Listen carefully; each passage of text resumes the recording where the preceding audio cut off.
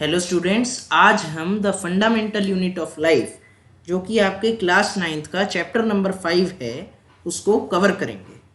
ठीक है, चलिए शुरू करते हैं। चैप्टर की शुरुआत कुछ इस तरीके से होती है। While examining a thin slice of cork, Robert Hooke saw that the cork resembled the structure of a honeycomb consisting of many little compartments। तो हो क्या रहा है बेसिकली यहाँ पे, भाई रॉबर्ट हुक जो हैं वो हमारा कॉर्क को एग्जामिन कर रहे हैं। ठीक है, उसको ऑब्जर्व कर रहे हैं। तो वो क्या देखते हैं, वो देखते हैं कि जब वो उन्होंने ऑब्जर्व किया ना कॉर्क को, तो उन्होंने क्या देखा, उन्होंने देखा कि हनी कॉम्ब जैसे स्ट्रक्चर देखे उन्होंने। अब हनी कॉम्ब क्या है? मधुमक्खी का छत्ता है। और मधुमक्खी के छत्ते में हमें पता है काफ़ी सारे लिटिल लिटिल कंपार्टमेंट्स होते हैं। तो उन्होंने बेसिकली वैसा ही कुछ हनी कॉम्ब जैसा स्ट्रक्चर देखा जब वो कॉर्क को एग्जामिन कर रहे थे। अब कॉर्क क्या है? Cork is a substance which comes from bark of a tree, हमें बार्क ऑफ ट्री से मिलता है। This was in year 1665 when Hooke made this chance observation through a self designed microscope। ठीक है, 1665 में हुआ था, ये तो फैक्चुअल चीजें हैं। Robert Hooke called these boxes cells. ठीक है, अब उन्होंने भाई हनीकॉम्ब जैसा स्ट्रक्चर देखा। अब हनीकॉम्ब में काफ़ी सारे लिटिल लिटिल कंपार्टमेंट होते हैं। ठीक है, अब उन कंपार्टमेंट्स को उन्होंने क्या नाम दिया, उन बॉक्सेस को उन्होंने क्या नाम दिया? सेल नाम दिया। अब सेल का क्या अर्थ है? सेल हमारा लैटिन वर्ड है, लैटिन भाषा का एक शब्द है जिसका अर्थ होता है अ लिटिल रूम। चलिए आगे बढ़ते हैं। This may seem to be a very small and insignificant incident, but it is very important in the history of science। ये हमें लग रहा होगा कि काफ़ी मतलब छोटी बात है या फिर उतनी ज़रूरी नहीं है, लेकिन ये अगर हम इस बात की गहराई में जाएं तो हमें पता चलेगा, हमें पता चलता है कि काफ़ी इम्पोर्टेंट डिस्कवरी थी। ठीक है, काफ़ी इम्पोर्टेंट इंसिडेंट था। कैसे? क्योंकि पहली बार ऐसा हुआ था, this was the very first time that someone had observed that living things appear to consist of separate units। ऐसा पहली बार था कि जब हमें पता चला या किसी ने ऑब्जर्व किया कि जो हमारी लिविंग थिंग्स हैं वो तो सेपरेट यूनिट्स से मिलकर बनी हुई हैं। ठीक है, the use of word cell, हाँ, और सेल शब्द का हम आज तक इस्तेमाल करते हैं। ठीक है, चलिए आगे बढ़ते हैं। What are living organisms made up of? ठीक है, एक्टिविटी बेसिकली वही है। देखते हैं, वैसे इस एक्टिविटी को अगर आप परफॉर्म करेंगे ना तो आपको एक बेटर अंडरस्टैंडिंग मिलेगी। ठीक है, ये शायद आपको परफॉर्म कराई जाए स्कूल्स में। Let us take a small piece from an onion bulb.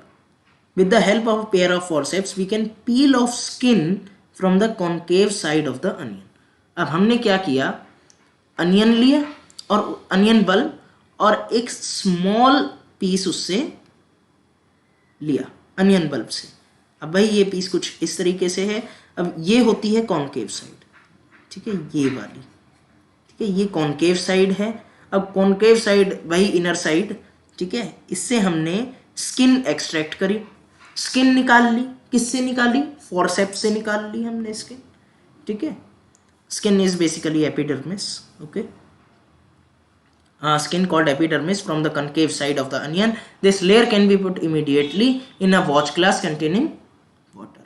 अब हमने क्या किया, इसकी स्किन निकाली कनकेव साइड से और उसको तुरंत वॉच ग्लास में रख दिया जिसमें पानी था। अब ऐसा हमने क्यों किया, चलिए देखते हैं। This will prevent the peel from getting folded और गेटिंग ड्राई। अब भाई हमने पानी में इसलिए रखा जिससे कि जो हमारा पील है वो फोल्ड ना हो जाए, भाई बहुत पतली होती है। और ड्राई ना हो जाए, भाई हमें स्टडी करनी है उसकी। ड्राई हो गया तो कैसे काम चलेगा? ठीक है, अब हम इसका क्या करेंगे।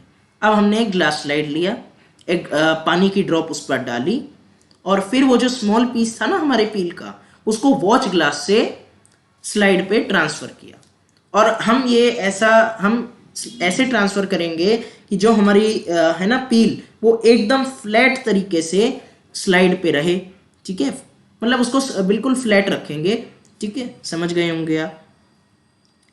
हाँ, thin camel hair paint brush might be necessary to help transfer the peel. Now we put a drop of safranin solution on this piece. अब हमने क्या किया, सैफरन इन सॉल्यूशन का एक ड्रॉप उस पीस पर डाला और फिर उसको एक कवर स्लिप लगा दी। ठीक है, take care to avoid air bubbles while putting the cover slip with the help of a mounting needle. Ask your teacher for help. ठीक है जी। We have prepared a temporary mount of onion peel. अब हम इसको observe करेंगे under microscope. Okay, तो ये बात है हमारी। अब हमें कैसे स्ट्रक्चर देखने को मिलेंगे, अब हम ऑब्जर्व करेंगे तो हमें ऐसे कुछ स्ट्रक्चर देखने को मिलेंगे। ठीक है, ये हमारा न्यूक्लियस है, ये सेल्स हैं, ये जानते ही हैं, ये हमारे सेल्स हैं, ये हमारे न्यूक्लियस है। ठीक है, न्यूक्लियस के बारे में हम आगे चैप्टर में डिटेल से स्टडी भी करेंगे। इन सभी चीज़ों के बारे में एक्चुअली हम स्टडी करेंगे डिटेल में। सेल का ही चैप्टर है, सेल के बारे में डिटेल स्टडी करेंगे हम। We can try preparing temporary mounts of peels of onions of different sizes. What do we observe? Do we see similar structure or different structure? अब भाई ये कह रहे हैं कि आप अलग अलग साइज के प्याज लो, ठीक है, उनसे पील तो आप निकालेंगे ही। अब उन पील को ऑब्जर्व करो। अब आपको कैसे स्ट्रक्चर देखने को मिलेंगे, क्या ये सारे स्ट्रक्चर सिमिलर हैं या फिर ये डिफरेंट स्ट्रक्चर्स हैं? तो हमारा जवाब जाएगा सिमिलर स्ट्रक्चर्स हैं और साइज से कोई फर्क नहीं पड़ता। चलिए पढ़ते हैं इस चीज को। What are these structures? These structures look similar to each other. Together they form a big structure like an onion bulb. So basically ये स्ट्रक्चर एक जैसे दिख रहे हैं, साइज से कोई फर्क नहीं पड़ रहा है। ठीक है, size does not matter, all structures are similar in nature. Okay, और ये स्ट्रक्चर हैं क्या? ये स्ट्रक्चर बेसिकली सेल्स हैं। We can find from this activity that onion bulbs of different size have similar small structures visible under a microscope. अब हमें पता चल गया है कि अनियन बल्ब जो कि अलग अलग साइज की हैं, उनके पास सिमिलर स्ट्रक्चर हैं, सिमिलर स्मॉल स्ट्रक्चर जो कि हमारे विजिबल हैं किसके अंदर? माइक्रोस्कोप के अंदर। The cells of onion peel will all look the same regardless of the size of onion they came from.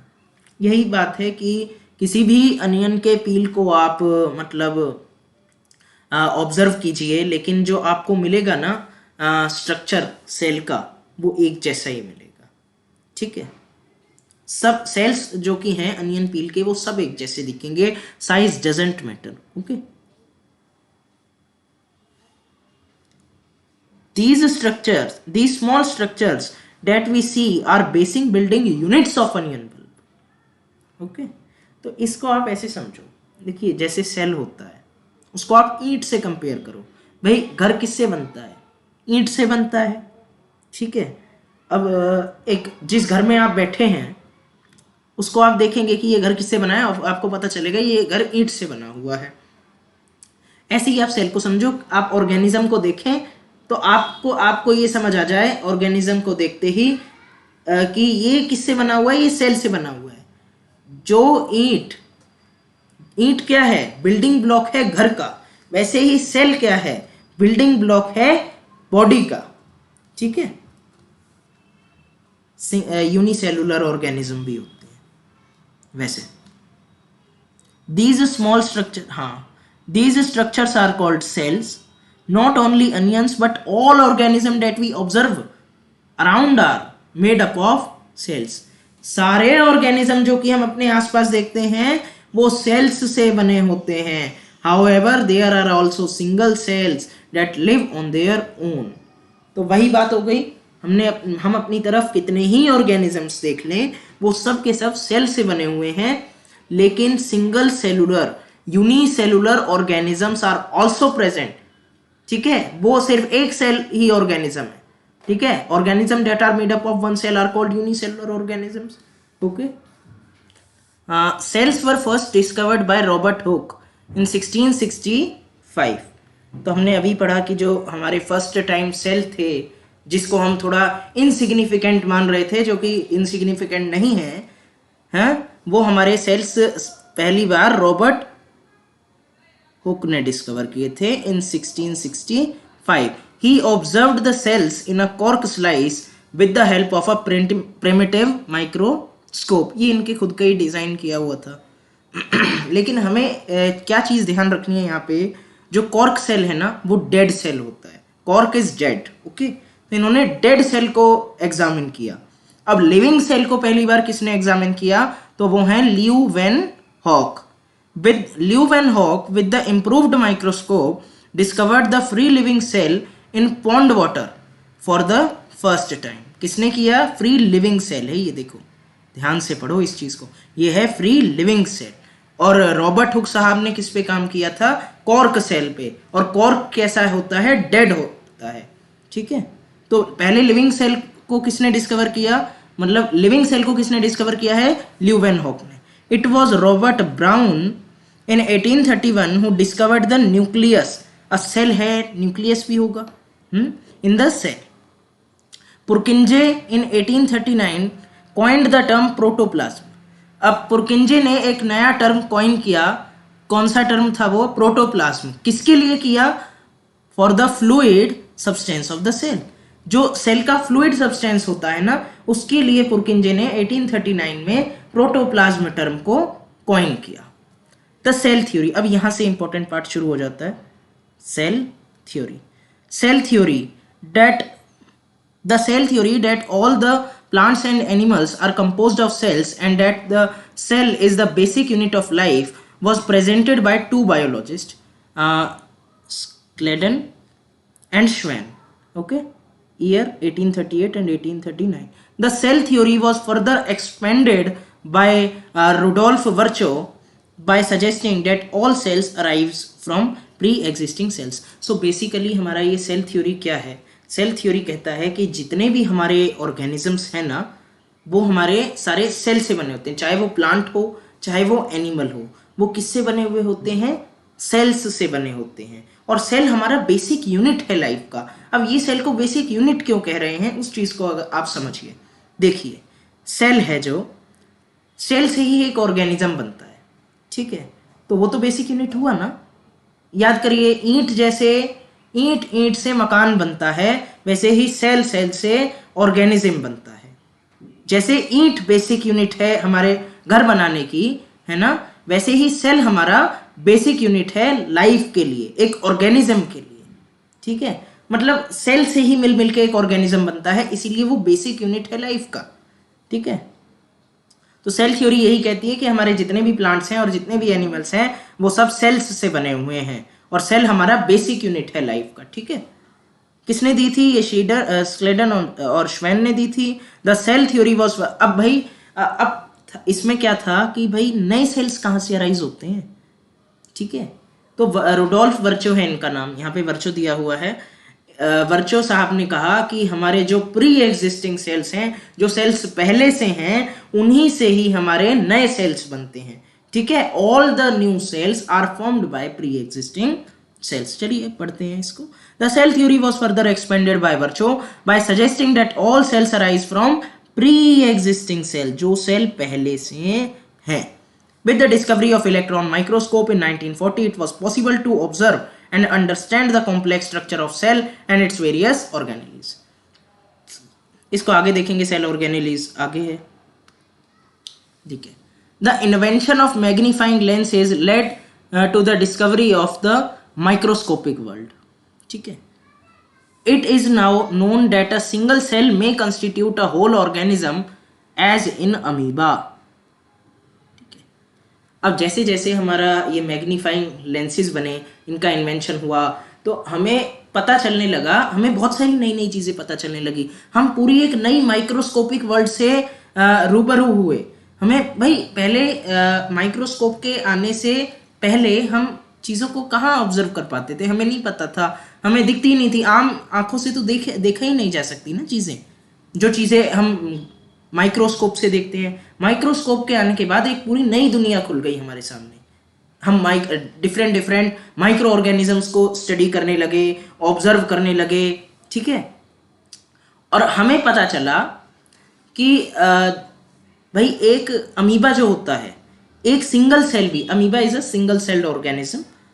तो ये तो आपको समझ आ गया कि जैसे जैसे हमारे मैग्नीफाइंग लेंसेज में डेवलपमेंट हुई, माइक्रोस्कोप, तो हमारे सामने एक पूरी एक नई दुनिया आ गई माइक्रो ऑर्गेनिजम्स की। ठीक है, हम ऑब्जर्व करने लगे, उन्हें स्टडी करने लगे, जो कि माइक्रोस्कोप से ही पॉसिबल हो सकता था और मैग्नीफाइंग लेंसेज के एडवांसमेंट से ही पॉसिबल हो सकता था। ठीक है, तो फिर हमें बाद में ये भी पता चला कि भाई एक सिंगल सेल है, वो पूरा एक ऑर्गेनिज्म की तरह भी बिहेव कर सकता है, जैसे कि अमीबा में होता है। ठीक है, पैरामीशियम वगैरह में भी होता है। इसमें बेसिकली यही है। So chlamydomonas, paramecium and bacteria, these organisms are called unicellular organism. On the other hand, many cells group together in a single body and assume different functions in it to form various body parts in multicellular organism. तो भाई जो हमारा Chlamydomonas है, paramecium है, bacteria है, ये हमारे unicellular हैं। यूनिसेलुलर का क्या मतलब है भाई, एक सेल से ही बने हुए हैं। जहां पर अब ये एक सेल है भाई, अब ये एक सेल ही ऑर्गेनिज्म है। ठीक है, अब एक सवाल है, ये मैंने एक डॉट बनाया, क्या अमीबा इस डॉट जितना बड़ा होता है? इसका जवाब आप देंगे। ओके, अब ये क्या कह रहा है, और on the other hand many cells group together in single body. अब क्या होता है ना, कुछ एक टाइप के सेल इकट्ठे होते हैं। ठीक है, हमारे जैसे हम ह्यूमन बॉडी का एग्जांपल लें तो इसमें काफ़ी सारे टाइप के सेल है, नर्व सेल हो गया, मसल सेल हो गया। ठीक है, सबका अपना अलग अलग काम है। ठीक है, अब मसल सेल हैं और नर्व सेल हैं, ये सब ग्रुप होते हैं, एक साथ ग्रुप होंगे। चलिए देखते हैं फर्दर, इसको डिटेल में स्टडी करते हैं। On the other end many cells group together in a single body and assume different functions in it.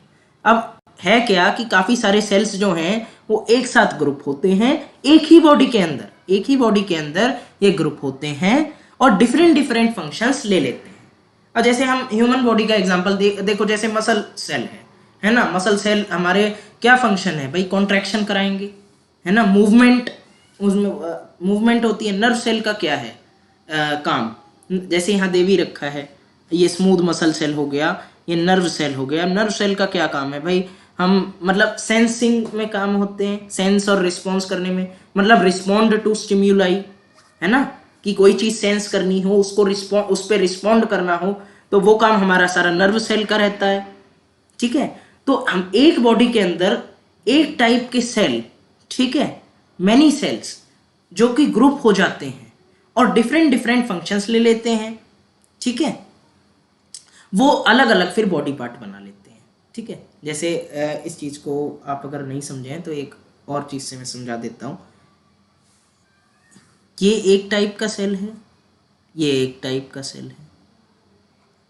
ठीक है, अब ऐसे ऐसे सेल एक साथ आ गए, ऐसे ऐसे सेल एक साथ आ गए हैं। अब इसका अलग फंक्शन हो गया, इसका अलग फंक्शन हो गया। ठीक है, अब ये फिर डिफरेंट डिफरेंट बॉडी पार्ट्स आगे फर्दर बना लेंगे। अब जैसे लीवर के सेल हैं कुछ, है ना, कुछ हमारे पेनक्रियास के सेल हैं, ये एक साथ ग्रुप हुए कि नहीं हुए हमारी बॉडी के अंदर, ये एक साथ ग्रुप हुए, इनका अलग अलग इन्होंने फंक्शन अपना अपना अडॉप्ट किया। लीवर के सेल ने अलग फंक्शन अडॉप्ट किया, पेनक्रियास के सेल ने अपना अलग फंक्शन है उसका, लीवर सेल अलग काम करता है, पेनक्रियास का सेल अलग काम करता है, तो पूरा एक ऑर्गन बन गया, हमारा बॉडी पार्ट बन गया। ठीक है, ऐसे एग्जाम्पल। हाँ ठीक है, such as some fungi, plants and animals, can we find out names of some. हाँ ठीक है, every multicellular organism has come from a single cell. How? Zygote से। ठीक है, आपने 8th क्लास में शायद चैप्टर था ये वाला, तो 8th क्लास में आपने शायद पढ़ा होगा कि जब स्पर्म और ओवा मिलते हैं तो हमारे जाइगोट का फॉर्मेशन होता है, और जाइगोट सिंगल सेल्ड होता है, फिर उसमें डिविजन्स होते हैं, फिर हमारा मतलब हम बन जाते हैं। ठीक है, तो हम एक सिंगल सेल से ही तो डेवलप हुए हैं, जाइगोट से हम आए हैं, और जाइगोट क्या था, सिंगल सेल्ड था, तो इसीलिए ये इसका आंसर हो गया। Cells divide to produce cells of their own kind. ठीक है, अब एक सेल हमारा जैसे हो गया, एक पर्टिकुलर टाइप का सेल डिवाइड किया, ठीक है, वो अपने जैसा ही सेल बनाएगा अपने डिवीजन पे। ठीक है, सेल्स डिवाइड होके अपने जैसे ही सेल्स बनाते हैं, ये लिखा हुआ है। All cells thus come from pre existing cell, यही तो हमारे रुडोल्फ वर्चो ने बताया था हमें। अब ये एक्टिविटी है, इसको देखते हैं। We can try preparing temporary mounts of leaf peels, tip of roots of onions or even peels of onions of different after performing this activity. Let us see what the answer do we get from the questions would be. Answers to the following questions would be to all cells. चलिए इसका ये paragraph पढ़ते हैं, ठीक है। Some organism can also have cells of different kinds, ठीक है। जैसे हमारी ह्यूमन बॉडी को ले लो, हमारे अंदर क्या एक ही टाइप का सेल है क्या? ऐसा बिल्कुल भी नहीं है, हमारे अंदर काफी डिफरेंट टाइप के सेल्स हैं। जैसे नर्व सेल है, स्मूथ सेल है, आरबीसी है, डब्ल्यूबीसी है, एडिपोज टिश्यू का सेल है, ओवम है, स्पर्म है, काफी है। ये देखो ये सारा फिगर ये हमारे दिखा रहा है various cell from human body. Some organism, हाँ ठीक है, तो ह्यूमन बॉडी में ऐसे डिफरेंट सेल होते हैं। ये मैंने अभी आपको शायद एग्जाम्पल भी दिया ना, ये आगे चलते हैं। The shape and size of cells are related to specific function they perform, ठीक है। अब जो शेप और साइज होगी ना सेल की, वो उस किस पे डिपेंड करेगी? वो फंक्शन पे डिपेंड करेगी। अगर कोई सेल एक पर्टिकुलर टाइप का फंक्शन परफॉर्म कर रहा है, दूसरा सेल कुछ और टाइप का फंक्शन परफॉर्म कर रहा है, तो इन दोनों सेल का शेप साइज अलग हो सकता है, ठीक है। जैसे मसल सेल ले लो आप और हमारा नर्व सेल ले लो, इनका फंक्शन अलग है तो इनकी शेप अलग हुई, इनका साइज अलग हो गया, ठीक है। यहाँ पीछे देखो ना एक बार, यहाँ क्या लिख रखा है, पहले इस लाइन को पढ़ो अच्छे से। The shape and size of cell are related to the specific function they perform. अब यहाँ पे क्या है, अब जैसे ये स्मूथ मसल सेल है, ये हमारा नर्व सेल है, ठीक है। अब शेप और साइज फंक्शन पर डिपेंड कर रहा है। नर्व सेल का फंक्शन अलग है, मसल सेल का फंक्शन अलग है। ये मूवमेंट कराता है, ये हमारा सेंस करने में मदद करता है। नर्व सेल स्टिम्युलाई को हम सेंस कर पाएंगे, फिर अकॉर्डिंगली हम रिस्पॉन्स देंगे, ठीक है। तो ऐसे अलग अलग फंक्शन पे अलग अलग शेप और साइज है, मतलब फंक्शन पर डिपेंड करता है। मेन बात आप ये पकड़ लीजिए, जैसा जिस सेल का फंक्शन उसी हिसाब से उसकी शेप होगी। अगर वैसी नहीं हुई वो फंक्शन नहीं कर पाएगा। Some cells like amoeba have changing shape, ठीक है। अब अमीबा जैसे हैं, ये तो सिंगल सेल ही हैं, ठीक है। इनका शेप चेंज होता रहता है। In some cases the cell shape could be more और less fixed and peculiar for a particular type of cell. लेकिन हमारा सेल शेप जो है ना, वो मोर और लेस कुछ ऑर्गेनिजम्स में हमारा फिक्स भी रह सकता है। जैसे नर्व सेल देख लो, नर्व सेल अपनी शेप और साइज चेंज नहीं करेगा, वो वैसा ही रहेगा। Living cell has the capacity to perform certain basic functions that are characteristic of all living forms। भाई जो लिविंग सेल होता है ना, उसके पास वो करता है, मतलब वो बेसिक फंक्शंस परफॉर्म कर सकता है अपने, ठीक है। How does a living cell perform these basic functions? कैसे एक सेल ये बेसिक फंक्शन परफॉर्म करता है? We know that there is a division of labour in multicellular organism. अब ये डिवीजन ऑफ लेबर क्या है? Such as human beings. This means that different parts of the human body perform different functions. भाई division of labour क्या है, उस चीज़ को समझिए। भाई हमारे बॉडी के अलग अलग भाग हैं और अलग अलग काम करते हैं, ये तो आपको पता ही होगा। फॉर एग्जाम्पल ले लो, हमारे पास एक्सक्रीटरी सिस्टम है, डाइजेस्टिव सिस्टम है। डाइजेस्टिव सिस्टम है स्पेशली हमारे पास खाने को डाइजेस्ट करेगा, है। एक्सक्रीटरी सिस्टम है, हमारा नाइट्रोजनस वेस्ट को बाहर निकालेगा, है ना। तो हमारे पास डिवीजन ऑफ लेबर है मल्टी सेलुलर ऑर्गेनिज्म में। जैसे ह्यूमन बींग्स हो गए, we know that there is a division of labour in multi cellular organism such as human beings. This means that different parts of the human body perform different functions. हाँ, और क्या? The human body has a heart to pump blood, a stomach to digest food and so on. Circulatory system का काम है मतलब blood pump करना, ठीक है। और हमारे स्टमक का क्या काम है? बेसिकली डाइजेस्टिव सिस्टम फूड को डाइजेस्ट करेगा। मतलब हमारे पास अलग अलग पार्ट हैं, मतलब अलग अलग बॉडी के पार्ट अलग अलग फंक्शन परफॉर्म करते हैं, ठीक है। Similarly division of labour is also seen within a single cell. ऐसे ही हमारे एक सिंगल सेल में भी डिवीजन ऑफ लेबर देखने को मिलता है. In fact each such cell has got certain components within it known as cell organelle. अब सेल के अंदर होते हैं सेल ऑर्गेनेलीज. ठीक है, each kind of cell organelle perform a special function. तो जैसे मल्टी सेलुलर ऑर्गेनिजम्स में डिवीजन ऑफ लेबर देखने को मिलता है, मतलब अलग अलग बॉडी पार्ट अलग अलग फंक्शन परफॉर्म करते हैं. ठीक है, कि हार्ट का काम है ब्लड पंप करना, और स्टमक का काम है भाई फूड डाइजेस्ट करेगा, है ना. मतलब different body part different functions perform करते हैं. ऐसे ही सेल भी हमारा डिवीजन ऑफ लेबर शो करता है. कैसे? सेल के अंदर होते हैं सेल ऑर्गेनेली, और each organelle different different function को परफॉर्म करती है. इनके फंक्शंस हम आगे देखेंगे, such as making new material in the cell, clearing up the waste material from the cell, and so on. A cell is able to live and perform all its function because of these organelles. ठीक है, अब cell ये function कर कैसे पा रहा है, मतलब ये जो भी ये फंक्शंस वो परफॉर्म कर रहा है सेल, वो ये किसकी वजह से हो पा रहा है? ऑर्गेनेलीज की वजह से हो पा रहा है. ठीक है, these organelles together constitute the basic unit called cell. It is interesting that all cells are found to have same organelles.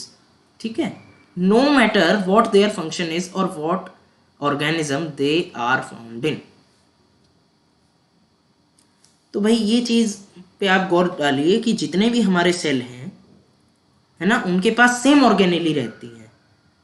ठीक है, और वो किसी भी ऑर्गेनिज्म में है, उससे कोई फर्क नहीं पड़ता. देखिए लिखा, it is interesting that all cells are found to have same organelles no matter what their function is.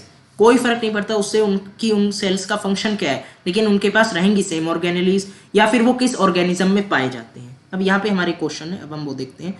Who discovered cells and how? ये तो आपको पता है, पहले रॉबर्ट हुक ने 1665 में सेल पे काम किया था. किस पे? कॉर्क सेल पे, लेकिन वो डेड था. फिर ल्यूवेन हुक ने किया था. तो ऐसे आप लिख सकते हैं, मतलब ये वाला तो आपको आता होगा. और आता क्या होगा ये बताया ही है मैंने पीछे, ल्यूवेन हॉक और रॉबर्ट हुक. रॉबर्ट हुक ने डेड सेल पे काम किया था. ठीक है, और ल्यूवेन हॉक ने लिविंग सेल डिस्कवर किया था.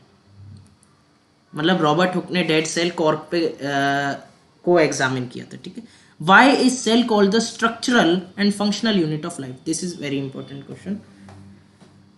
देखिए, स्ट्रक्चरल यूनिट क्यों कहते हो भाई? सेल से ही तो ऑर्गेनिज्म बना है. ठीक है, तो स्ट्रक्चर को तो वही बना रहा है ना.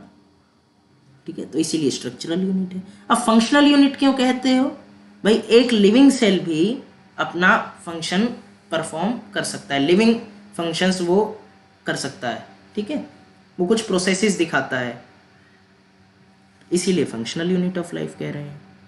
सिंपल. तो आप क्वेश्चंस देख लेते हैं. Who discovered cells and how? ये आपको पता ही है भाई. रॉबर्ट हुक ने पहले कॉर्क को एग्जामिन किया था, उन्होंने वहाँ से सेल देखा था, हैं. फिर लिविंग सेल हमारे ल्यूवेन हॉक ने देख लिया था. ठीक है, कॉर्क पे काम किया था रॉबर्ट हुक ने, जो कि एक डेड सेल था. वहीं से ही हमें सेल का पता चला था. Second question is important. Okay, why is cell called the structural and functional unit of life? भाई स्ट्रक्चरल क्यों कह रहे हैं? स्ट्रक्चरल इससे कह रहे हैं, आप ध्यान से देखिए, जो एक ऑर्गेनिज्म है, चाहे कितना ही बड़ा ले लें आप, जिराफ को ले लो, वो भी किससे बना हुआ है? एक सेल से. तो सेल सबसे छोटी इकाई है. ठीक है, मतलब स्मॉलेस्ट यूनिट है, जो कि एक बड़े से विशाल ऑर्गेनिज्म को बनाने के लिए रिस्पॉन्सिबल है. ठीक है, तो सेल सबसे छोटी चीज है, जो कि सेल इज स्मॉलेस्ट यूनिट, इसीलिए उसे हम स्ट्रक्चरल कह देते हैं. अब फंक्शनल यूनिट क्यों कह रहे हैं? क्योंकि एक अकेला सेल हमारे सभी लिविंग प्रोसेसेस करने में सक्षम है. न्यूट्रिशन हो गया, एक्सक्रीशन हो गया, डाइजेशन हो गया, वो ये सब कर लेता है, इसीलिए functional unit of life. Okay, मैं एक बार रिपीट कर देता हूँ इसको, ये इंपॉर्टेंट है. स्ट्रक्चरल यूनिट क्यों है? क्योंकि वो सबसे स्मॉलेस्ट यूनिट है जिससे हमारा ऑर्गेनिज्म बना है. ठीक है, cell is the smallest unit. और फंक्शनल यूनिट क्यों है? क्योंकि वो अकेला सभी लिविंग प्रोसेसेस को करने में सक्षम है. What is a cell made up of? What is the structural organization of a cell? We saw above that the cell has special components called organelles. How is a cell organized? If we study a cell under a microscope, we would come across three features in almost every cell: plasma membrane, nucleus, and cytoplasm. All activities inside the cell and interaction of the cell with its environments are possible due to these features. भाई क्या कहा इसने कहा कि अगर हम एक cell को माइक्रोस्कोप के अंदर स्टडी करें तो हम क्या देखेंगे कि भाई ऑलमोस्ट सभी सेल्स के पास तीन चीज़ें तो जरूर हैं: प्लाज्मा मेम्ब्रेन, साइटोप्लाज्म और न्यूक्लियस। इन्हीं की ही वजह से वो मतलब बाकी एनवायरनमेंट से इंटरेक्ट कर पाता है। ये तो बेसिक करेक्टरिस्टिक्स है, ठीक है, ये करेक्टरिस्टिक्स है, ठीक है। All activities inside the cell and interactions of the cell with its environment, ठीक है, जो भी सभी एक्टिविटी सेल कर पाता है इनसाइड, जो कि होती हैं सेल के अंदर, all activities inside the cell, सभी एक्टिविटी जो सेल के अंदर होती हैं, और interaction of the cell with its environment, और जो वो इंटरेक्ट करता है एनवायरनमेंट के साथ, वो इन्हीं फीचर्स की वजह से पॉसिबल है, ठीक है। Let us see how. Plasma membrane और सेल मेम्ब्रेन। प्लाज्मा मेम्ब्रेन को पढ़ते हैं। This is the outer most covering of a cell. अब ये मैंने एक सेल बनाया, तो ये न्यूक्लियस हो गया, ये साइटोप्लाज्म हो गया, ठीक है, ये साइटोप्लाज्म है। लेकिन ये जो आउटर मोस्ट कवरिंग है ना, इसको हम कहते हैं सेल मेम्ब्रेन, ठीक है, या प्लाज्मा मेम्ब्रेन। ओके, तो ये आउटर मोस्ट कवरिंग है। वैसे तो प्लांट सेल में सेल वॉल भी होती है, इसको एनिमल सेल मान लो आप लोग। एनिमल सेल में सेल वॉल नहीं होती,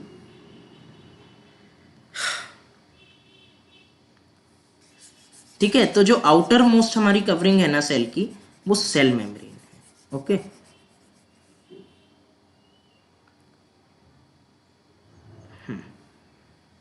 this is the outer most covering of cell, outer most, ध्यान रखना, that separates the content of cell from its external environment, जो कि भाई सेल के जो कंटेंट्स हैं उसको एक्सटर्नल एनवायरनमेंट से बचाएगा, मतलब सेपरेट करेगा, सॉरी, बचाएगा क्या, सेपरेट करेगा। द प्लाज्मा मेम्ब्रेन, चलिए पहले इसको समझते हैं। जैसे सेल है, ठीक है, और सेल के अंदर ये कुछ कंटेंट है, ये बाहर का एनवायरनमेंट है, पता ही है आपको। ये सेल मेम्ब्रेन सेल के कंटेंट को बाहर के एनवायरनमेंट से सेपरेट करेगा। आ गया होगा समझ है? The plasma membrane allows or permits the entry and exit of some materials in and out of the cell. अब ये प्लाज्मा मेम्ब्रेन जो है ना, ये सिर्फ कुछ खास मटेरियल को ही, है ना, मतलब कुछ मतलब आप ऐसा कह सकते हो कि कुछ मटेरियल को ही अपने अंदर आने देता है, ठीक है, और कुछ को ही बाहर जाने देता है। प्लाज्मा मेम्ब्रेन अलाउज और permits the entry and exit of some materials in and out of the cell. अंदर और बाहर कुछ खास मटेरियल्स को ही आने जाने देता है। कौन? हमारा plasma membrane. It also prevents the movement of some other materials, it also prevent movement of some other material. The cell membrane therefore is called a selectively permeable membrane. अब इसीलिए ही इसको सेलेक्टिवली परमिएबल मेम्ब्रेन भी कहते हैं। किसको? Cell membrane को। भाई कुछ स्पेसिफिक मटेरियल को ही अंदर आने देगा, ठीक है, मतलब ऐसे नहीं है कोई भी अंदर आ जा रहा है, ऐसा नहीं होता है, कुछ खास तरीके के मटेरियल ही अंदर आएंगे। ओके, इसीलिए इसको सेलेक्टिवली परमिएबल मेम्ब्रेन कहते हैं। How does the movement of substances take place into cell? How do substances move out of the cell? Some substances like carbon dioxide और oxygen can move across the cell membrane by a process called diffusion. Diffusion क्या है आगे detail में देखते हैं। जैसे carbon dioxide हो गई, ऑक्सीजन हो गई, वो सेल मेम्ब्रेन के अंदर डिफ्यूजन के प्रोसेस के थ्रू जाते हैं। डिफ्यूजन क्या है? We have studied the process of diffusion in earlier chapter. We saw there is a spontaneous movement. भाई डिफ्यूजन क्या है? हमारा एक स्पॉन्टेनियस मूवमेंट है, इसमें एनर्जी नहीं लगती है डिफ्यूजन में, ठीक है। हायर कंसंट्रेशन से लोअर कंसंट्रेशन की तरफ किसी चीज का जाना ही डिफ्यूजन कहलाता है। ओके, बेसिकली मैं एक बार समराइज कर देता हूँ। हमने प्लाज्मा मेम्ब्रेन में क्या पढ़ा, ये इंपॉर्टेंट है। प्लाज्मा मेम्ब्रेन हमारी आउटर मोस्ट कवरिंग है सेल की। ये हमारे सेल के कंटेंट को सेल की बाहर के एनवायरनमेंट से सेपरेट करता है। ठीक है, प्लाज्मा मेम्ब्रेन कुछ खास तरीके के ही मटेरियल को एंट्री देता है सेल के अंदर और कुछ खास तरीके के मटेरियल को ही बाहर जाने देता है। ठीक है, जब भी यहाँ लिख रखा है अलाउज और permits the entry and exit of some material in and out of the cell. Okay, इसीलिए ही इसको हम सेलेक्टिवली परमिएबल भी कह देते हैं, भाई कुछ खास चीजों को ही अंदर आने देगा।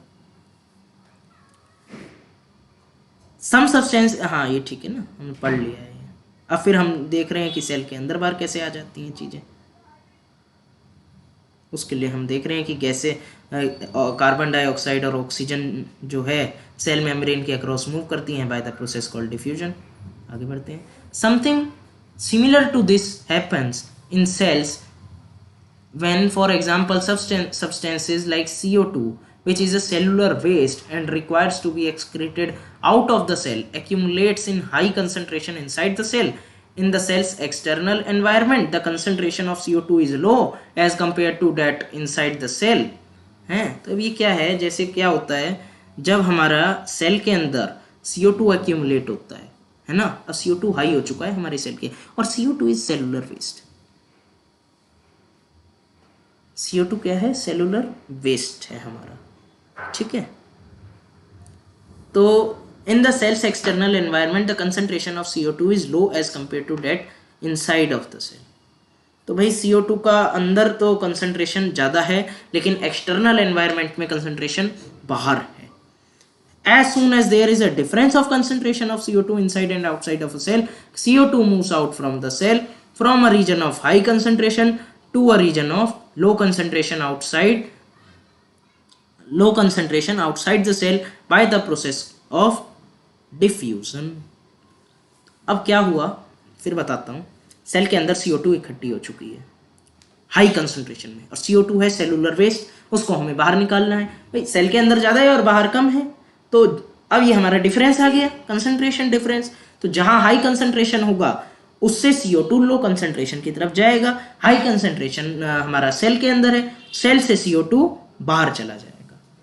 ऐसे ही ऑक्सीजन एंटर करती है सेल में डिफ्यूजन के प्रोसेस के थ्रू, जब कंसंट्रेशन हमारा ऑक्सीजन का सेल के अंदर कम होता है।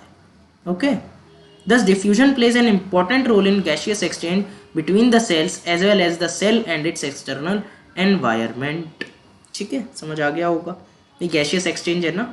अब सेल्स के बिटवीन में भी मतलब सेल्स के बीच में भी जब गैशियस एक्सचेंज हो तो भी डिफ्यूजन बहुत अच्छा रोल प्ले करता है, और सेल और एक्सटर्नल एनवायरनमेंट में हो तो भी। Water also obeys the law of diffusion.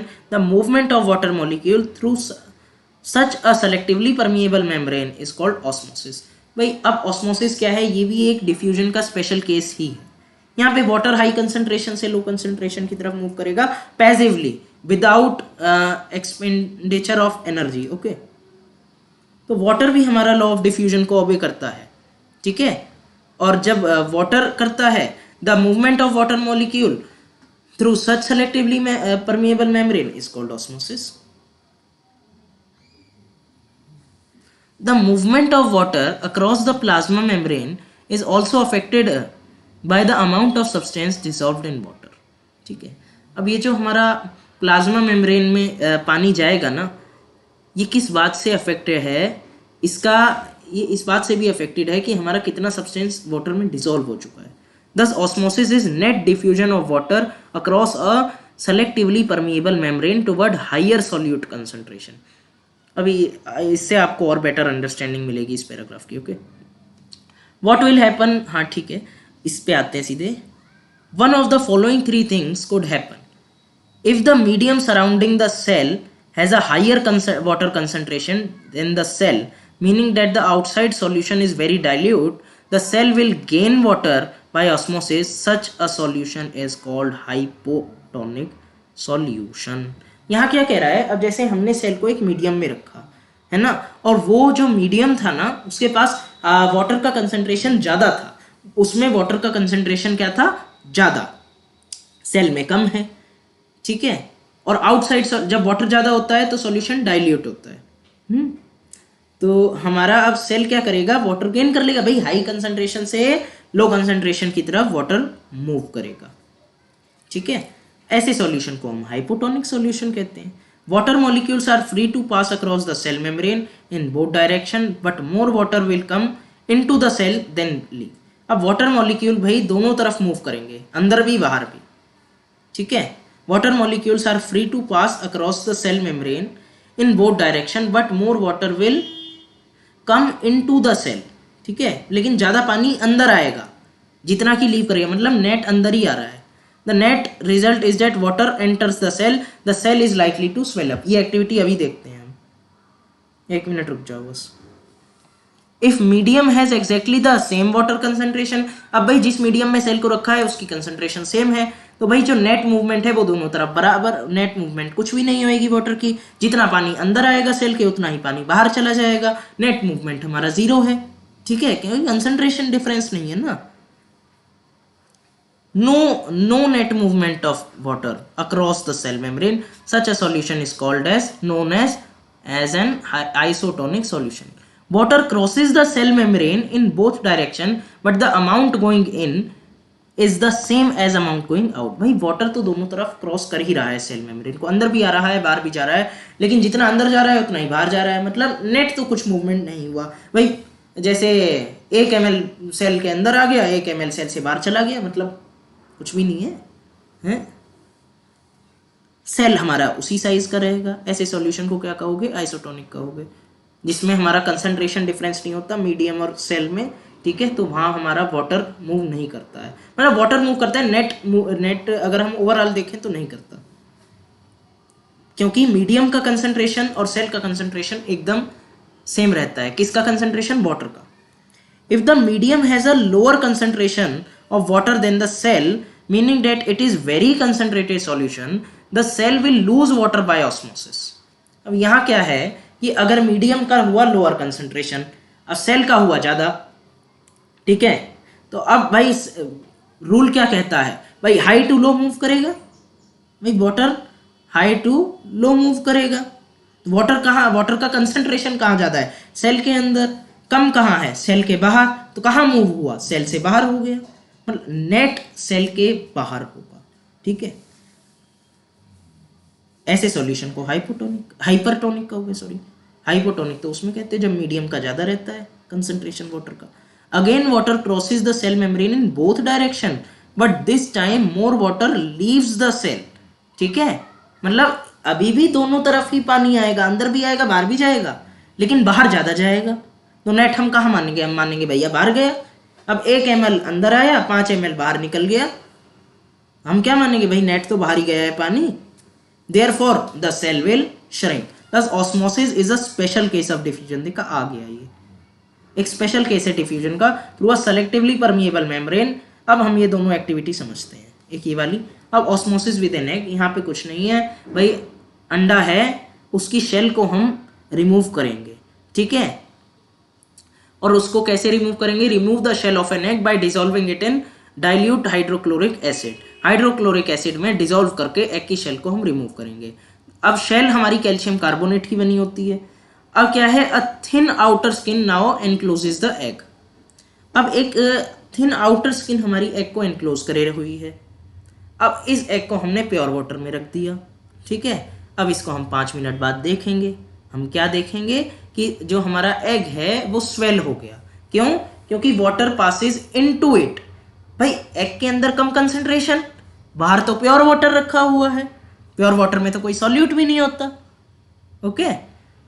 तो प्योर वाटर का तो कंसंट्रेशन ज़्यादा ही होगा ऑफ कोर्स, तो एग के अंदर आएगा पानी, और जब एग के अंदर आएगा एग फूल जाएगा। Place a similar D-shelled egg in concentrated salt solution and observe. भाई अब कंसंट्रेटेड में रख दिया, ठीक है, और कंसंट्रेटेड सॉल्ट है, सॉल्ट सॉल्यूशन है, मतलब एग का ज़्यादा है कंसंट्रेशन, मीडियम का कम है, तो अब एग से बाहर की तरफ चला जाएगा पानी, ठीक है। अब एग श्रिंक हो जाएगा, water passes out of the egg solution into the salt solution because the salt solution is more concentrated. भाई वाटर का कंसंट्रेशन कम है, ठीक है, सॉल्ट का तो कंसंट्रेशन ज्यादा है, जैसे ये कह रहा है, कंफ्यूज मत होना है।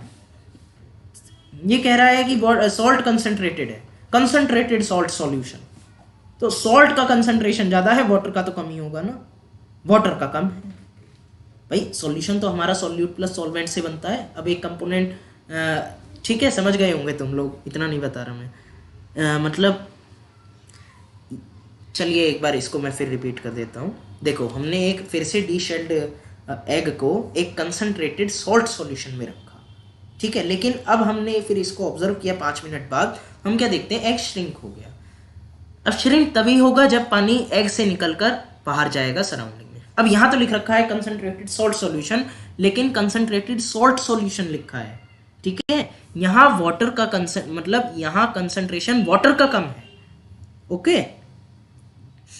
तो नेट मूवमेंट कहाँ होगा भाई, जहां ज्यादा है पानी वहां से होगा।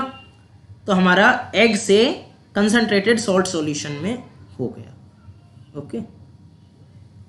चलिए अब दूसरी एक्टिविटी देख लेते हैं।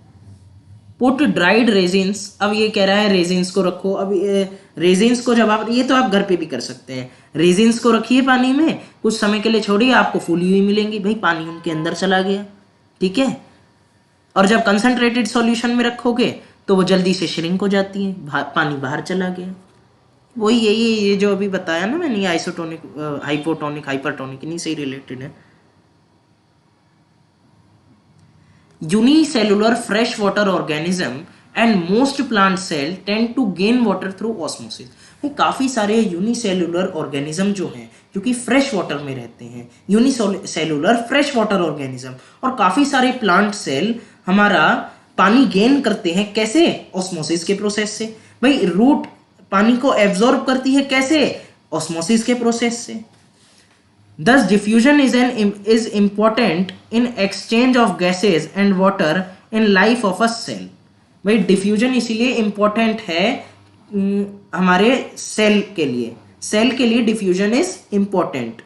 क्यों? क्योंकि भाई एक्सचेंज ऑफ गैसेस और वाटर की वजह से, मतलब कि भाई जो हमारा होता है ना एक्सचेंज हमारा गैसेस का और वाटर का सेल में, वो डिफ्यूजन के थ्रू ही होता है, इसीलिए डिफ्यूजन इंपॉर्टेंट है। In addition to this the cell also obtain nutrition from its environment, ठीक है, न्यूट्रिशन भी लेता है। Different molecules move in and out of the cell through a type of transport requiring use of energy. काफी सारे molecule cell के अंदर आते हैं, बाहर जाते हैं, लेकिन एनर्जी लगती है। डिफ्यूजन में एनर्जी नहीं लगती है, okay. Diffusion osmosis is passive process, इनमें एनर्जी नहीं लगता है। The plasma membrane is flexible and is made up of organic molecules called lipids and proteins.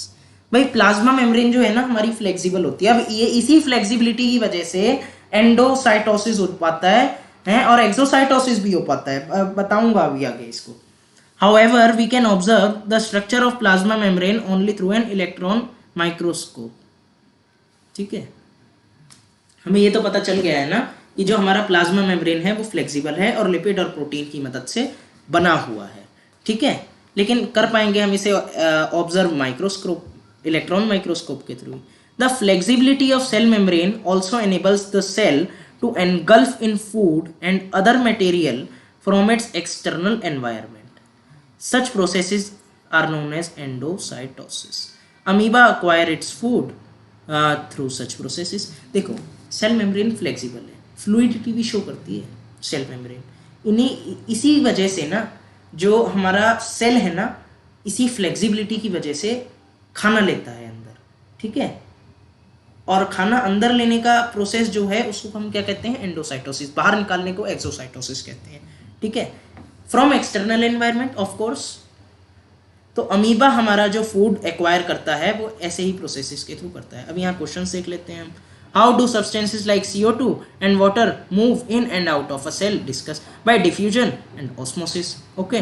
Why is plasma membrane called a selectively permeable membrane? ये आपको पता ही है भाई, कुछ पर्टिकुलर सब्सटेंसेस की ही एंट्री और एग्जिट को प्लाज्मा मेम्ब्रेन अलाउ करता है। हर किसी को नहीं कर देगा प्लाज्मा मेम्ब्रेन। जैसे प्लाज्मा मेम्ब्रेन हुआ ना, ये अभी पीछे भी समझाया मैंने, ये कुछ स्पेसिफिक टाइप के सब्सटेंसेस और मटेरियल्स को ही सेल के अंदर आने देगा और सेल से बाहर निकलने देगा, इसीलिए हम इसको सेलेक्टिवली परमिएबल मेम्ब्रेन भी कह देते हैं, ठीक है। तो ये आपके इस चैप्टर का पार्ट 1 है। पार्ट 2 जल्दी ही आएगा, ओके।